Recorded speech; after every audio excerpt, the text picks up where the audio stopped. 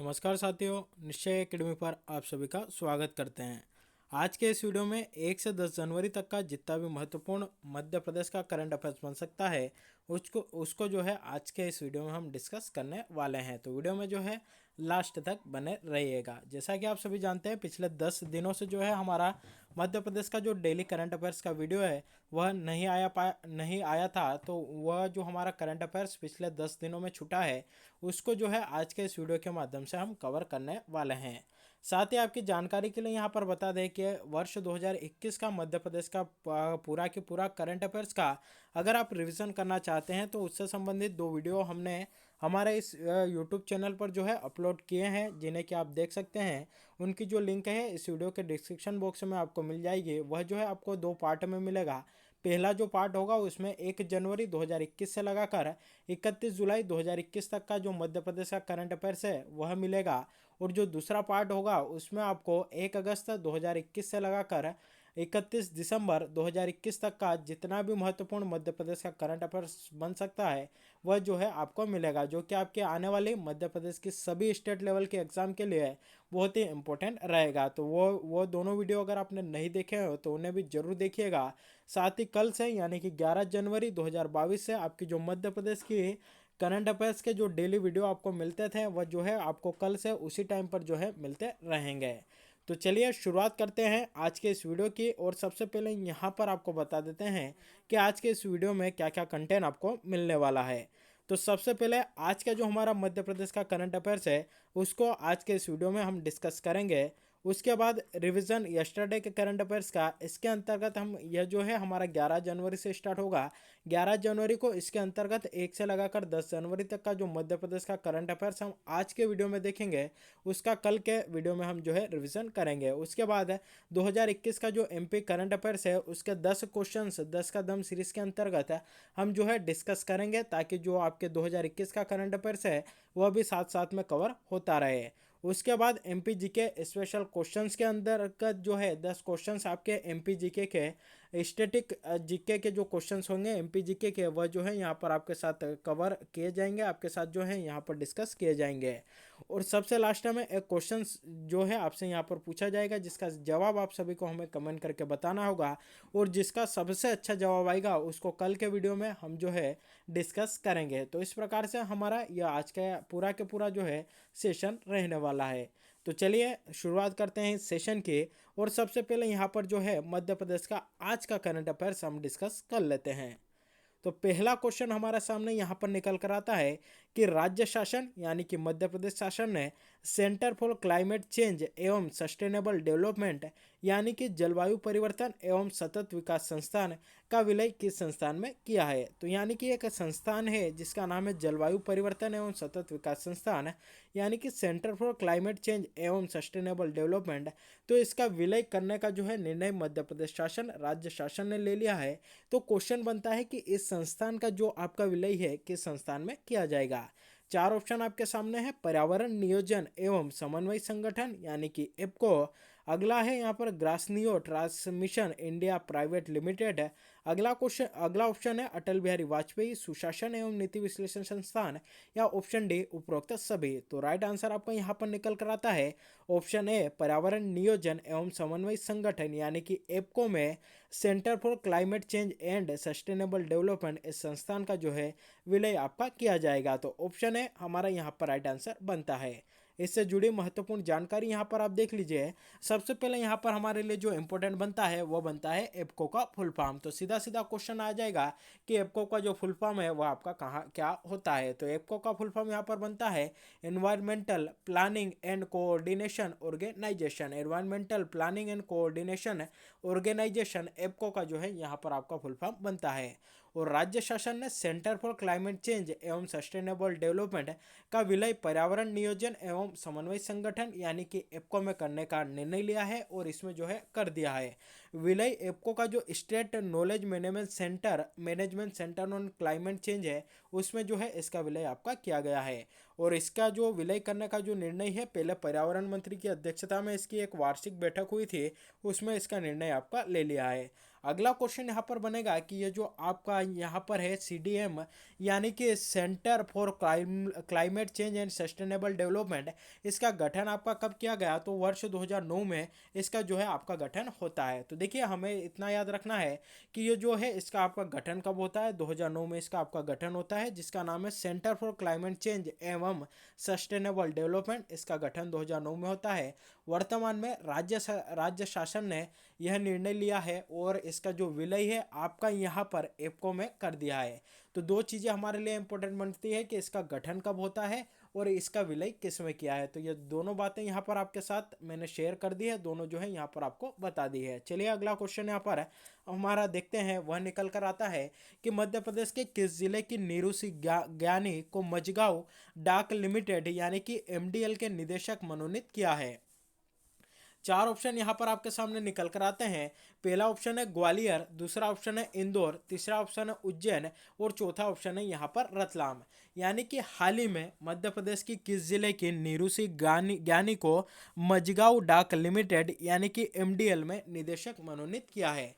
तो सबसे पहले यहाँ पर हमारे लिए इंपॉर्टेंट बनता है कि MDL इसका फुल फॉर्म क्या बनता है? तो इसका फुल फॉर्म बनता है मझगांव डाक लिमिटेड और इसका निदेशक मनोनीत किया है, किसे किया है? नीरू सी ज्ञानी को। तो क्वेश्चन है कि नीरू सी ज्ञानी का संबंध हमारे मध्य प्रदेश के किस जिले से है? तो ऑप्शन है ग्वालियर जो है हमारा यहाँ पर राइट आंसर बनता है। इनका जो संबंध है मध्य प्रदेश के ग्वालियर जिले से है और इन्हें MDL का निदेशक यहाँ पर नियुक्त किया गया है। तो अब यहाँ पर क्वेश्चन निकल कर आता है कि ये जो MDL है आखिरकार क्या है? तो चलिए इससे जुड़ी हुई जानकारी यहाँ पर आपको बता देते हैं। सबसे पहले इतना हमें याद रखना है कि MDL का निदेशक किसे नियुक्त किया है अभी? तो नीरू सी ज्ञानी को यहाँ पर नियुक्त किया है। इनका संबंध किस जिले से है? तो मध्य प्रदेश के ग्वालियर से आपके बिलोंग करती है। दो बातें हमें यहाँ पर याद रखना है, MDL का फुल फॉर्म मझगांव डाक लिमिटेड है और इसका निदेशक नीरू सी ज्ञानी कहाँ से संबंधित है? ग्वालियर से। अब बात आती है कि ये जो MDL है आपका आखिरकार क्या है? तो MDL की बात करें तो MDL एक कंपनी है जो कि भारत सरकार का जो सुरक्षा मंत्रालय है उसका सार्वजनिक उपक्रम है। तो भारत सरकार का सुरक्षा मंत्रालय का सार्वजनिक उपक्रम है, क्या है? तो वह है आपका MDL कंपनी। इसका कार्य क्या होता है? तो जो समुद्री जहाज होते हैं और जो पनडुब्बियां होती है उसका निर्माण का जो कार्य होता है वह MDL कंपनी के द्वारा यहाँ पर आपका किया जाता है। तो MDL का फुल फॉर्म बनता है मझगांव डाक लिमिटेड है। क्या है यह आपकी? तो भारत सरकार का जो सुरक्षा मंत्रालय है उसका एक सार्वजनिक उपक्रम है और इसका क्या कार्य होता है? समुद्री जहाज और पनडुब्बी का निर्माण करना। तो तीनों बातें हमें यहाँ पर याद रखनी है और इसका निदेशक किसे नियुक्त किया? नीरू सी ज्ञानी को। और चूंकि यह हमारे मध्य प्रदेश के ग्वालियर से बिलोंग करती है इसलिए जो क्वेश्चन है हमारे लिए यहाँ पर ज़्यादा इंपॉर्टेंट हो जाता है। अगला क्वेश्चन यहाँ पर देखते हैं कि मध्य प्रदेश की संस्कृति एवं पर्यटन मंत्री सुश्री उषा ठाकुर ने 4 जनवरी को पंडित नंदकिशोर शर्मा स्मृति संगीत समारोह का शुभारंभ कहाँ आपका किया है? चार ऑप्शन यहाँ पर निकल कर आते हैं।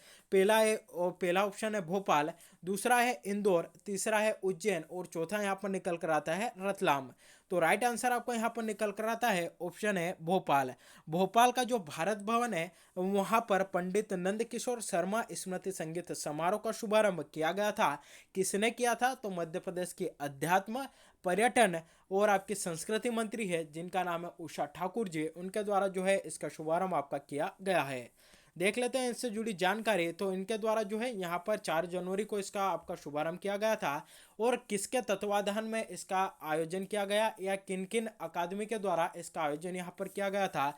तो उस्ताद अलाउद्दीन खास संगीत एवं कला अकादमी, मध्य प्रदेश संस्कृति परिषद, इन दोनों के द्वारा इसका जो है आपका यहाँ पर आयोजन किया गया था। और दोनों की दोनों आपकी कहाँ पर स्थित है? तो मध्य प्रदेश की राजधानी भोपाल में दोनों आपकी स्थित है। तो शुभारंभ किसने किया? मंत्री ने शुभारंभ किया। इसका आयोजन किसके द्वारा किया गया? उस्ताद अलाउद्दीन खास संगीत एवं कला अकादमी, मध्य प्रदेश संस्कृति परिषद, इन दोनों के द्वारा इसका यहाँ पर आयोजन किया गया। देखिए हाल ही में हमने यहाँ पर डिस्कस किया पंडित नंद किशोर शर्मा स्मृति संगीत समारोह। तो मध्य प्रदेश में भी कुछ ऐसे आपके समारोह होते हैं जिससे संबंधित क्वेश्चंस जो है अक्सर एग्जाम में आपसे पूछे जाते हैं। तो उनसे संबंधित यहाँ पर जो है इंपॉर्टेंट फैक्ट आपके साथ डिस्कस कर लेते हैं। तो सबसे पहले यहाँ पर निकल कर आता है मध्य प्रदेश समारोह। तो ध्यान रखिएगा, जो मध्य प्रदेश समारोह है प्रतिवर्ष इसका आयोजन आपका कहाँ पर किया जाता है, तो मध्य प्रदेश में न होकर इसका जो आयोजन है प्रतिवर्ष आपका जो देश की राजधानी है नई दिल्ली, वहाँ पर जो है प्रतिवर्ष इसका आयोजन होता है। तो मध्य प्रदेश समारोह आयोजन कहाँ पर होता है, नई दिल्ली में इसका आयोजन होता है। अगला क्वेश्चन है खजुराहो नृत्य समारोह, इसका आयोजन कहाँ पर होता है, तो मध्य प्रदेश का एक जिला है जिसका नाम है आपका छतरपुर, और यहाँ पर प्रतिवर्ष खजुराहो नृत्य समारोह का आयोजन होता है। वर्ष 2021 में भी जो है इसका आयोजन आपका किया गया था। कब से कब तक हुआ था, तो 20 से लगाकर 26 फरवरी तक इसका जो है आपका आयोजन हुआ था।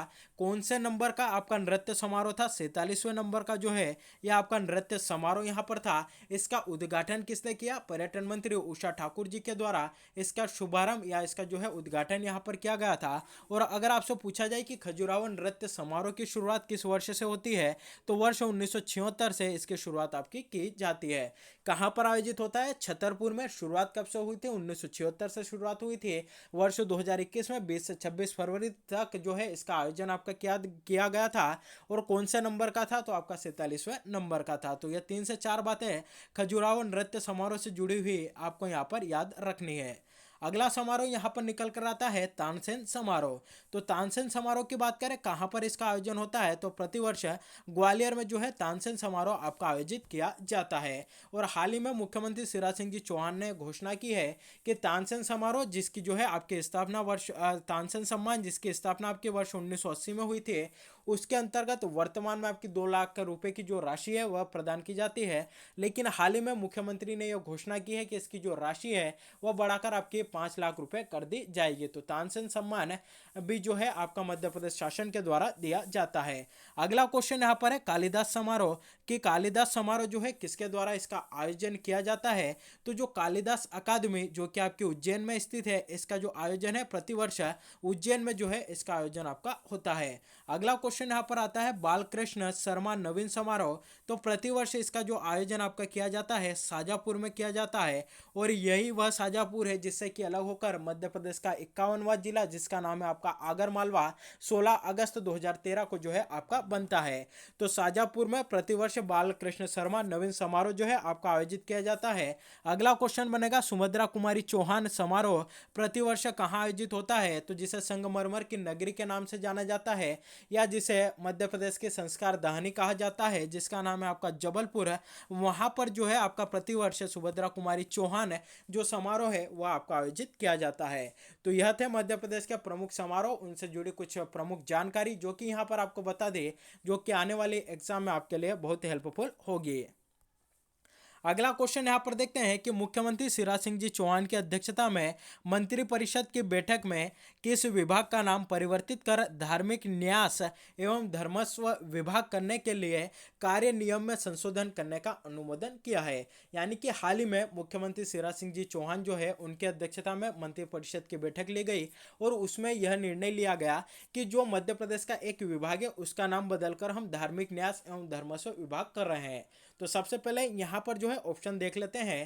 पहला ऑप्शन है आनंद विभाग, दूसरा ऑप्शन है अध्यात्म विभाग, तीसरा ऑप्शन यहाँ पर है आपका वन विभाग और चौथा ऑप्शन है आपका राजस्व विभाग। तो इसका आपका जो राइट आंसर यहाँ पर निकल कर आता है वह आपका यहाँ पर आता है ऑप्शन बी। ऑप्शन बी कर लीजिएगा। ऑप्शन बी जो है यहाँ पर राइट आंसर बनता है अध्यात्म विभाग। यानी कि हाल ही में मुख्यमंत्री की अध्यक्षता में जो मंत्रिपरिषद की बैठक संपन्न हुई उसमें यह फैसला लिया गया कि जो अध्यात्म विभाग है उसको अब धार्मिक न्यास एवं धर्मस्व विभाग के नाम से आपका जाना जाएगा।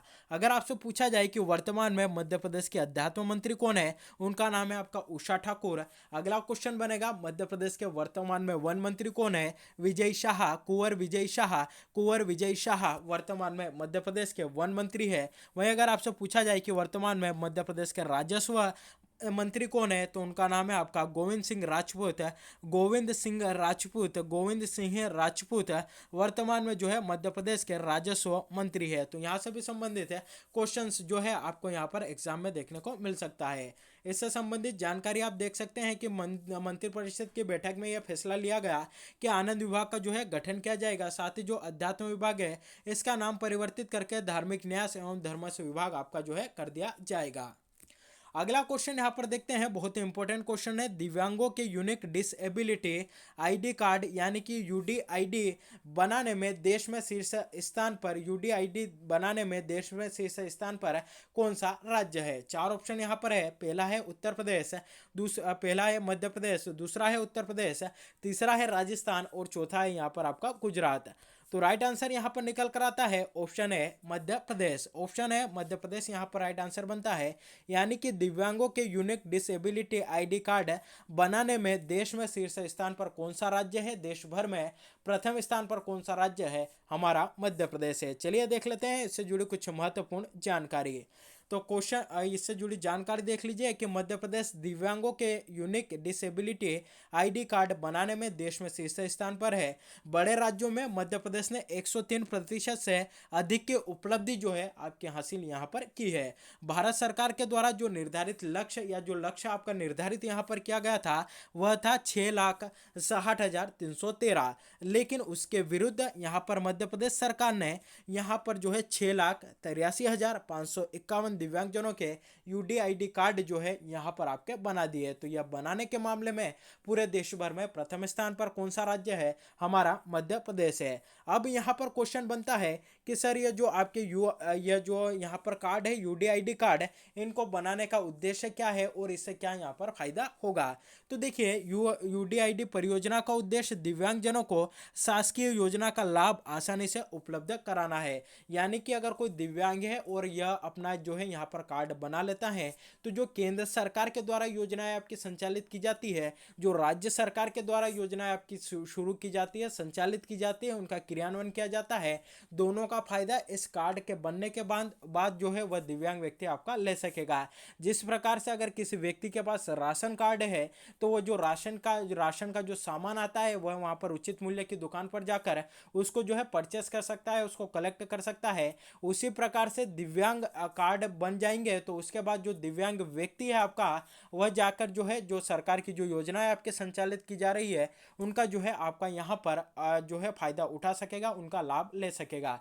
पहला उद्देश्य तो यह हो गया। दूसरा उद्देश्य यह है कि इस कार्ड से दिव्यांग देश भर में कहीं भी अपनी पहचान बताकर इलाज करा सकते हैं। यानी कि जिस प्रकार से हमारा जो है आधार कार्ड होता है उसमें प्रत्येक व्यक्ति का अलग अलग नंबर होता है, प्रत्येक व्यक्ति का एक यूनिक नंबर होता है, उसी प्रकार जो दिव्यांग व्यक्ति होंगे उसका जो है यहाँ पर आपका यूडीआईडी नंबर होगा और उसका जो है वहाँ पर वो अपना जो वो बना हुआ होगा कार्ड, किसी भी अस्पताल में देश भर के किसी भी अस्पताल में अपना वो आईडी देगा और उसके बाद जो है वह वहाँ पर अपना इलाज करवा सकेगा।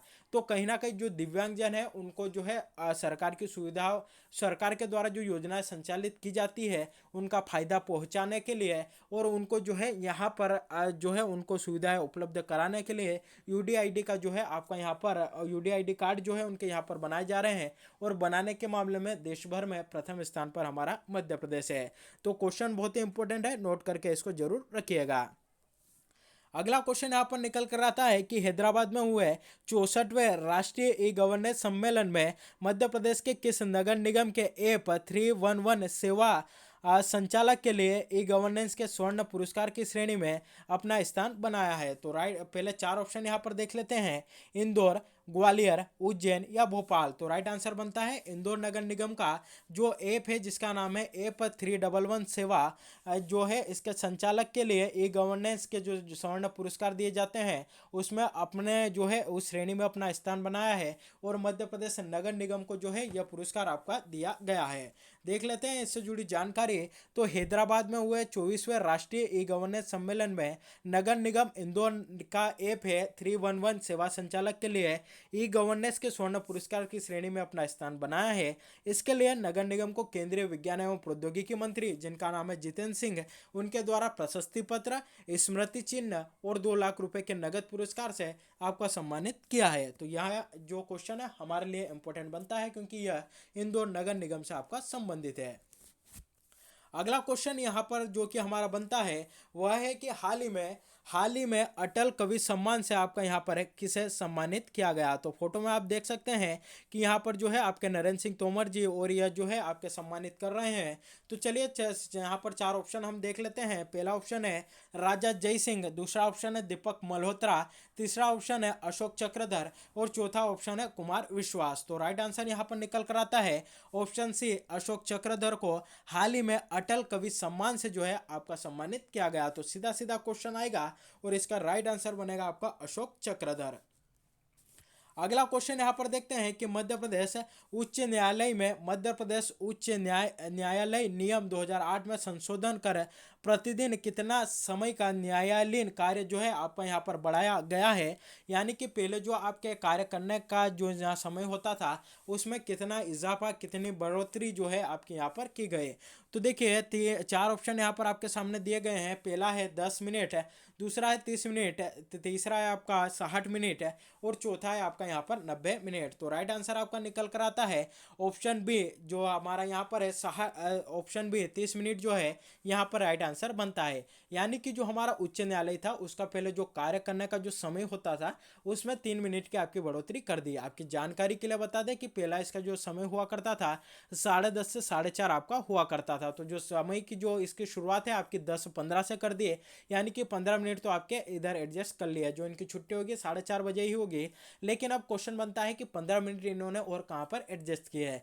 तो आपकी जानकारी के लिए बता दें कि इनका जो लंच टाइम होता था आपका 2 घंटे का होता था, तो उसमें से जो है उसको लंच टाइम इनका 1 घंटे 45 मिनट का ही जो है आपका यहाँ पर कर दिया है, यानी कि 15 मिनट वहाँ से भी इन्होंने ले ली है। तो कुल मिलाकर 30 मिनट जो है उनके टाइम में बढ़ोतरी हुई है। यानी कि जो आपके जज है, जो वकील जो कि आपके उच्च न्यायालय में जाते हैं, उनको जो है अब पहले की तुलना में 30 मिनट ज़्यादा देर तक जो है आपको वर्क करना होगा। और इस प्रकार का जो है यानी कि टाइम में बढ़ोतरी करने का जो है प्रमुख उद्देश्य है, यहाँ पर बताया गया है कि जो पेंडिंग केसेस है उनकी संख्या यहाँ पर ज़्यादा है। तो 30 मिनट भी अगर एक दिन में वह करते हैं, अगर 30 मिनट भी ज़्यादा वर्क करते हैं तो महीने भर में जो है बहुत ज़्यादा वर्क जो है यहाँ पर होगा और जो केसेस की संख्या है वो आपकी जो है कम होती जाएगी। तो इस प्रकार जो केसेस की संख्या है उनको कम करने के लिए, पेंडिंग केसेस की जो संख्या है उनको कम करने के लिए और जल्दी या त्वरित सुनवाई के लिए इस प्रकार का जो यहाँ पर कदम है मध्य प्रदेश उच्च न्यायालय के द्वारा आपका उठाया गया है। तो चलिए यहाँ पर बात आई है मध्य प्रदेश उच्च न्यायालय की, तो हम यहाँ पर बात कर लेते हैं मध्य प्रदेश उच्च न्यायालय की। तो देखिए यहाँ पर सबसे पहला क्वेश्चन बनता है कि मध्य प्रदेश का जो उच्च न्यायालय है आपका कहाँ पर स्थित है। तो आप में से अधिकतर लोग जानते होंगे कि जो मध्य प्रदेश का हाई कोर्ट है या उच्च न्यायालय जिसे बोला जाता है, मध्य प्रदेश की संस्कार धानी जबलपुर में आपका स्थित है। क्वेश्चन बनेगा कि इसकी स्थापना आपकी कब होती है। वर्ष 1956 में इसकी स्थापना आपकी की जाती है। वर्तमान में इसके प्रमुख कौन है, यानी कि वर्तमान में मध्य प्रदेश के मुख्य न्यायाधीश या मध्य प्रदेश हाई कोर्ट के मुख्य न्यायाधीश आपके कौन है। तो उनका नाम है आपका रवि विजय कुमार मलिमथ। रवि विजय कुमार मलिमथ, रवि विजय कुमार मलिमथ वर्तमान में जो है आपके यहाँ पर मध्य प्रदेश उच्च न्यायालय के जो है आपके मुख्य न्यायाधीश है। वहीं यहाँ पर अगला क्वेश्चन बनेगा कि सर क्या इसकी खंडपीठ यहाँ पर स्थित है। जी हाँ, जो हमारा मध्य प्रदेश का उच्च न्यायालय है, हाई कोर्ट है, इसकी 2 खंडपीठ जो है आपकी स्थित है। पहली जो है इंदौर में स्थित है, दूसरी जो है आपकी ग्वालियर में स्थित है। तो क्वेश्चन बनता है कि सर क्या इनकी भी स्थापना 1956 में ही की गई। तो यहाँ पर राइट आंसर बनेगा कि इनकी स्थापना 1956 में न कर इनकी जो स्थापना होती है आपके वर्ष 1968 में की जाती है। तो जो मध्य प्रदेश का उच्च न्यायालय है उसकी स्थापना 1956 में होती है। कहाँ पर होती है? जबलपुर में। जो 2 खंडपीठ है आपकी, पहली है इंदौर में, दूसरी है ग्वालियर में। इनकी स्थापना आपकी कब होती है? वर्ष 1968 में इनकी स्थापना आपकी की जाती है। और अगर आपसे पूछा जाए कि मध्य प्रदेश की तीसरी खंडपीठ आपकी कहाँ पर प्रस्तावित है, तो मध्य प्रदेश की राजधानी भोपाल में जो है यह आपकी प्रस्तावित है। तो यह थी मध्य प्रदेश उच्च न्यायालय से जुड़ी कुछ प्रमुख जानकारी। 10 का दम जो सीरीज हमारे द्वारा यहाँ पर स्टार्ट की गई है उसके अंतर्गत 10 इंपॉर्टेंट क्वेश्चंस जो कि हमारे 2021 के मध्य प्रदेश के एमपी के करंट अफेयर से संबंधित होंगे उनको यहाँ पर हम डिस्कस कर लेते हैं। तो पहला क्वेश्चन यहाँ पर निकल कर आता है, प्रधानमंत्री आवास योजना शहरी के उत्कृष्ट कार्यान्वयन के लिए मध्य प्रदेश को कितने पुरस्कार आपके यहाँ पर दिए जाएंगे। तो राइट आंसर बनता है 4 पुरस्कार जो है यहाँ पर आपके दिए जाएंगे। अगला क्वेश्चन है, अवधेश प्रताप सिंह विश्वविद्यालय रीवा का कुलपति किसे नियुक्त किया है। राइट आंसर बनता है डॉक्टर राजकुमार आचार्य को अवधेश प्रताप सिंह विश्वविद्यालय रीवा का कुलपति नियुक्त किया है। अगला क्वेश्चन है, राष्ट्रीय गोकुल मिशन के तहत मध्य प्रदेश का पहला पशु प्रजनन और कृषक एवं कृत्रिम गर्भाधान प्रशिक्षण केंद्र कहाँ शुरू किया गया है? राइट आंसर बता है सतना। और सतना में भी कहाँ पर? तो यहाँ पर जो है आपका कहाँ पर शुरू किया गया?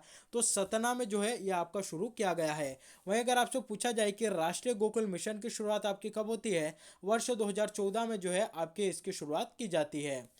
अगला क्वेश्चन यहाँ पर है कि देश का पहला ऐसा राज्य कौन सा बन गया है जिसने कोविड-19 महामारी के दौरान महामारी में नवाचार योजना को लागू किया? राइट आंसर बनता है हमारा मध्य प्रदेश।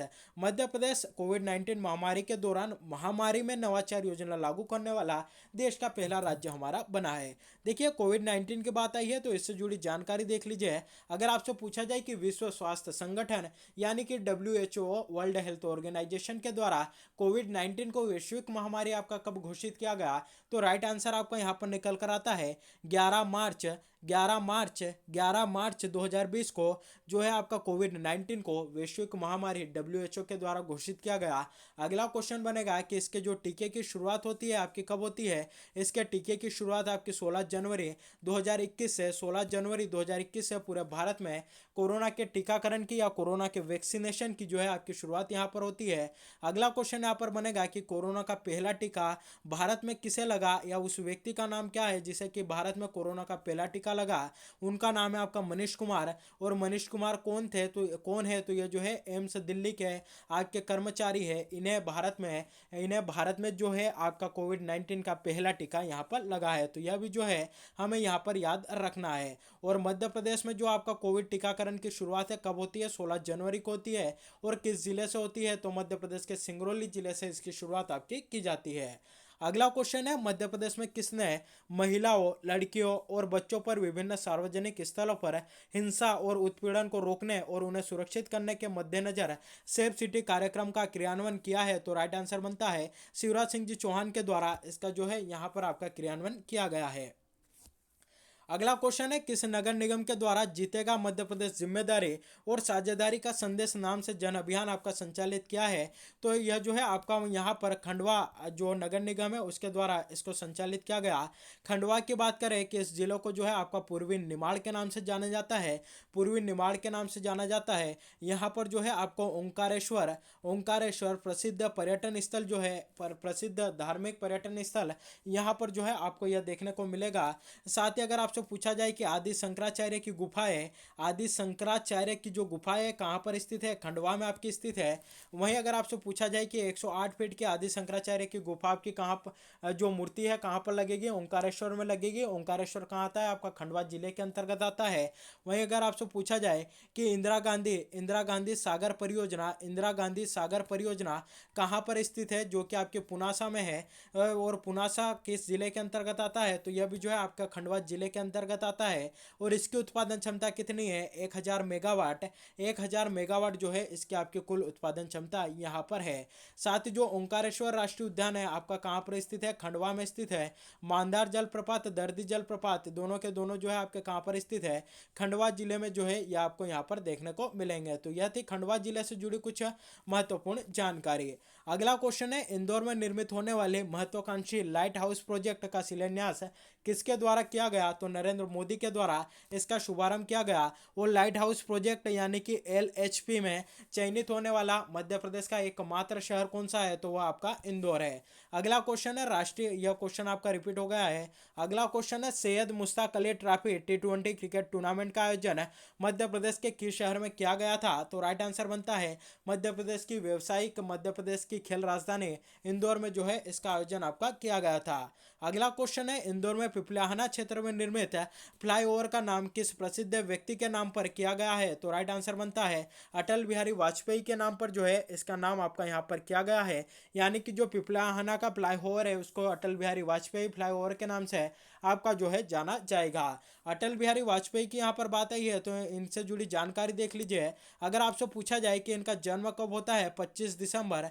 1924, 25 दिसंबर 1924 को इनका जो जन्म है मध्य प्रदेश के एक शहर जिसका नाम है ग्वालियर, वहाँ पर होता है। इनकी मृत्यु की बात करें तो इनकी जो मृत्यु है आपकी 16 अगस्त 2018 को जो है इनकी मृत्यु आपकी होती है। एम्स दिल्ली में जो है इनकी मृत्यु होती है। भारत के 3 बार जो है आपके प्रधानमंत्री रह चुके हैं। और अगर आपसे पूछा जाए कि भारत के सबसे कम समय के लिए प्रधानमंत्री कौन रहे हैं, तो उनका नाम है अटल बिहारी वाजपेयी, जो कि आपके भारत के सबसे कम समय के लिए आपके प्रधानमंत्री भी रहे हैं। तो यहाँ से भी संबंधित क्वेश्चंस जो है आपको देखने को मिल सकते हैं।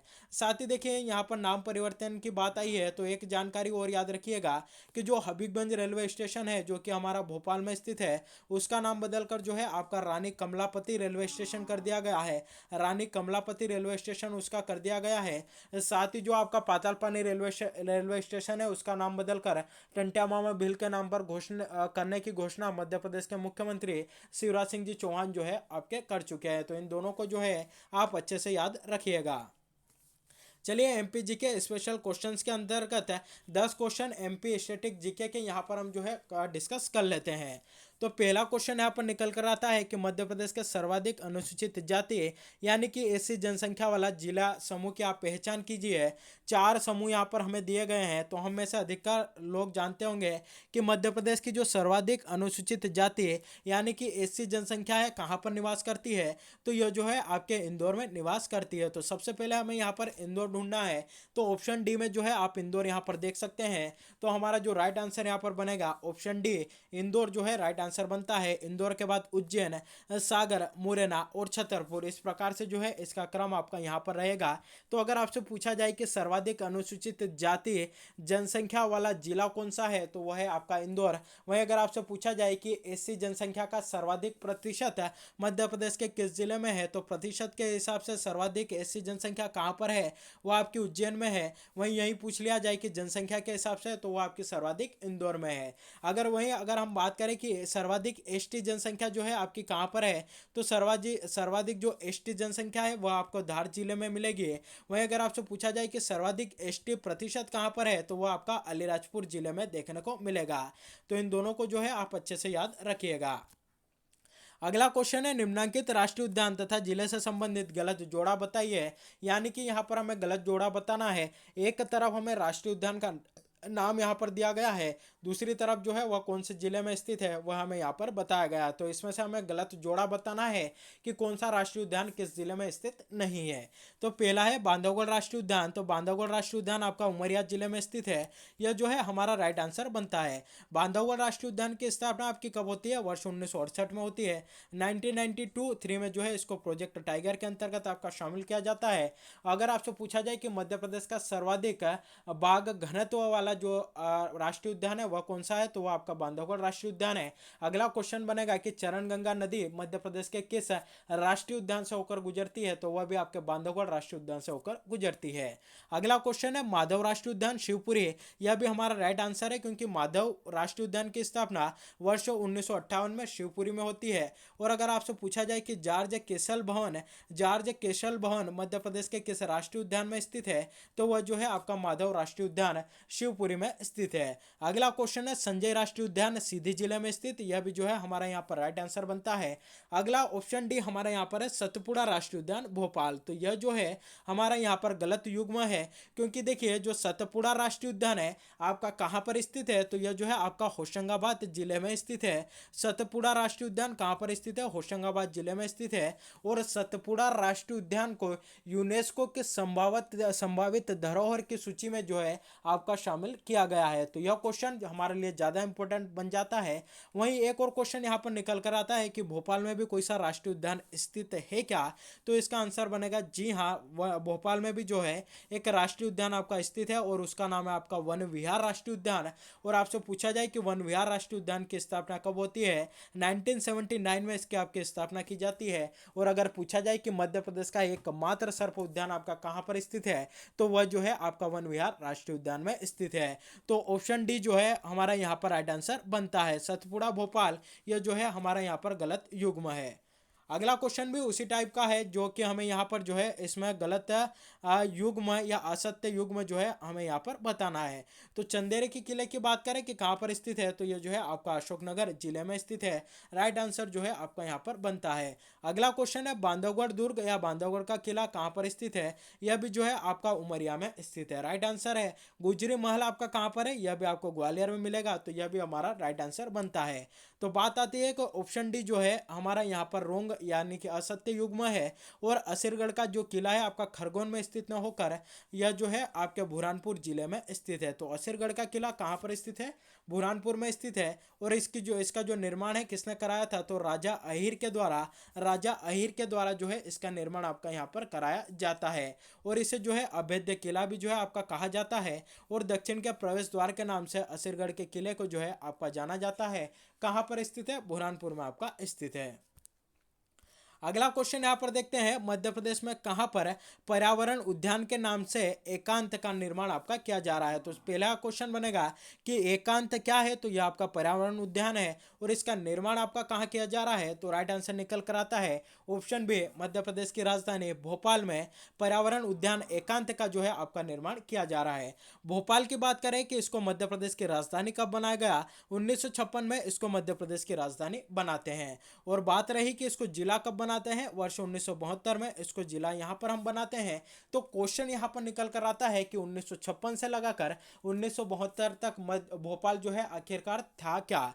तो देखिए इसका जो आंसर यहाँ पर निकल कर आता है कि 1956 से 1972 इस टाइम पीरियड के बीच में भोपाल जो है एक तहसील हुआ करता था। और किस जिले की तहसील हुआ करता था, तो सीहोर जिले की जो है यह आपकी तहसील हुआ करता था। जब इसको 1972 में सीहोर से अलग करके आपका जो है एक नया जिला बनाया गया था। तो देखिए भोपाल को 1956 में राजधानी बनाया गया, 1972 में इसको जिला बनाया गया। जिला बनने से पहले सीहोर जिले की जो है यह आपकी एक तहसील हुआ करता था।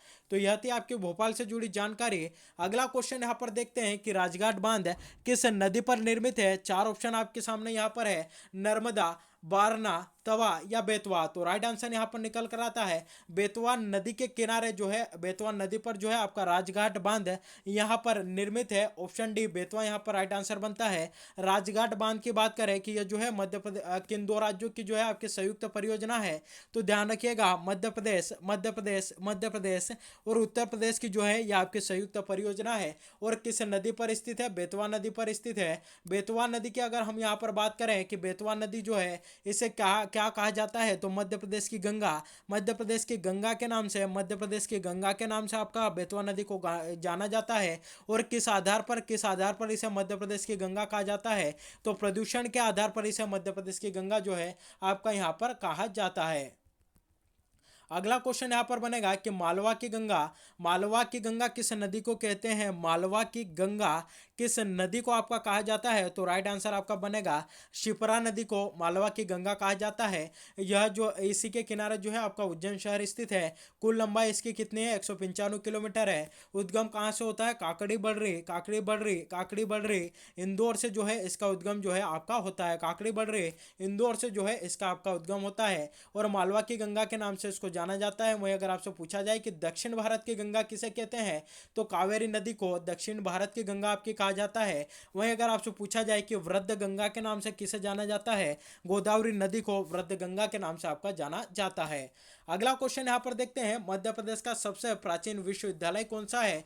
चार ऑप्शन है, विक्रम विश्वविद्यालय उज्जैन, डॉक्टर हरि सिंह गौर विश्वविद्यालय सागर, देवी अहिल्या विश्वविद्यालय इंदौर और रानी दुर्गावती विश्वविद्यालय जबलपुर। तो इनके सभी के सन यहाँ पर मैं आपके सामने लिख देता हूँ ताकि आपको पता चल जाए कि सबसे पुराना विश्वविद्यालय कौन सा है। विक्रम विश्वविद्यालय उज्जैन में स्थित है, स्थापना 1957 में होती है। डॉक्टर हरि सिंह गौर विश्वविद्यालय सागर में स्थित है, 1946 में स्थापना होती है। देवी अहिल्या विश्वविद्यालय जो कि आपका इंदौर में स्थित है, 1964 में स्थापना होती है। रानी दुर्गावती विश्वविद्यालय इसकी स्थापना आपकी 1957 में होती है। तो ध्यान रखिए, देखिए यहाँ पर सन हमें सबसे जो है पुराना कौन सा दिख रहा है, 1946 हमें यहाँ पर सन दिख रहा है, यानी कि डॉक्टर हरि सिंह गौर विश्वविद्यालय हमारा यहाँ पर राइट आंसर बनता है। ऑप्शन बी जो है हमारा यहाँ पर राइट आंसर बनता है, डॉक्टर हरि सिंह गौर विश्वविद्यालय जो कि आपका मध्य प्रदेश का सबसे प्राचीन विश्वविद्यालय है। स्थापना आपकी अभी हाल ही में बताया 1946 में स्थापना स्थापना होती है और इसे 2008 में वर्ष 2008 में जो है इसको केंद्रीय विश्वविद्यालय का आपका दर्जा दिया जाता है। और ध्यान रखिएगा, हाल ही में देश के प्रथम कामधेनु पीठ या देश के प्रथम कामधेनु शोध पीठ की स्थापना की जो घोषणा है वह कहाँ पर की गई है, तो डॉक्टर हरि सिंह गौर विश्वविद्यालय में यह घोषणा की गई है कि भारत की पहली कामधेनु शोध पीठ आपके कहाँ पर बनाई जाएगी, तो डॉक्टर हरि सिंह गौर विश्वविद्यालय सागर में जो है आपके बनाई जाएगी। इसे जो है सागर यूनिवर्सिटी के नाम से भी आपका जाना जाता है। तो इससे जुड़े हुए क्वेश्चन एग्जाम में आपको देखने को मिल सकते हैं। अगला क्वेश्चन है ताम्र पाषाण संस्कृति से संबंध स्थल कायथा निम्न में से किसके समीप है, तो राइट आंसर बनता है ऑप्शन डी जो है यहाँ पर राइट आंसर बनना चाहिए हमारा। उज्जैन के समीप जो है आपका ताम्र पाषाण संस्कृति से संबंधित है कायथा स्थल जो है आपका है, तो यह किसके समीप है, उज्जैन के समीप जो है आपका स्थित है।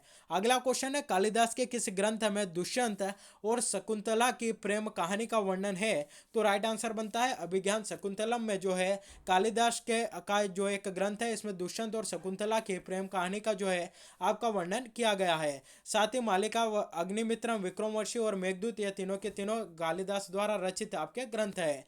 अगला क्वेश्चन है मध्य प्रदेश की पहली कल्चर लैब की स्थापना आपकी कहां पर की गई, तो ऑप्शन ए जो है यहां पर राइट आंसर बनेगा, इंदौर में जो है इसकी स्थापना आपकी की गई थी।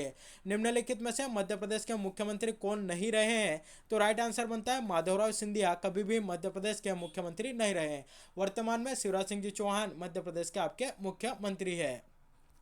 आज का क्वेश्चन जिसका जवाब आप सभी को हमें यहाँ पर कमेंट करके बताना है वह है कि भारतीय संविधान के अनुच्छेद 1 में यह घोषणा की गई है कि इंडिया अर्थात भारत क्या है, राज्यों का संघ, एकात्म विशिष्टताओं वाला संघीय राज्य, संघीय विशिष्टताओं वाला संघीय राज्य या संघीय राज्य। तो जो भी इसका सही जवाब हो, जो भी राइट आंसर हो, आप सभी हमें कमेंट करके जरूर बताइएगा। तो साथियों यह था हमारा आज का मध्य प्रदेश के करंट अफेयर्स का सेशन। वीडियो कैसा लगा कमेंट करके जरूर बताइएगा। वीडियो को अधिक से अधिक लोगों तक शेयर करिएगा।